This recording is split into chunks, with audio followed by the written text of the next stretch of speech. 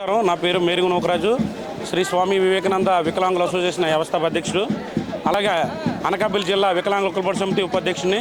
ఈరోజు పూడిమడక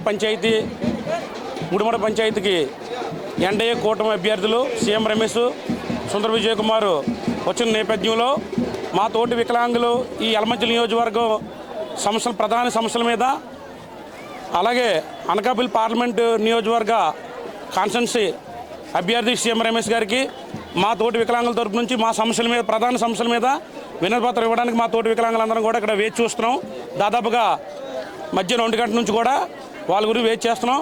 ప్రభుత్వాలు వికలాంగుల్ని గాలికి వదిలేస్తున్నాయి. ఎందుకంటే వికలాంగుల సంక్షేమాన్ని గాలికి వదిలేస్తున్నాయి. వికలాంగుల సంక్షేమం అనేది ముందు ఏ పథకమైనా కూడా వికలాంగులకి ముందు ఇచ్చి చకలాంగులకి ముందు తర్వాత కల్పించాలి.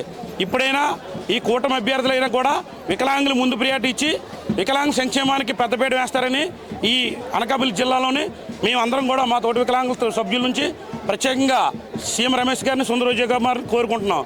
నమస్కారం.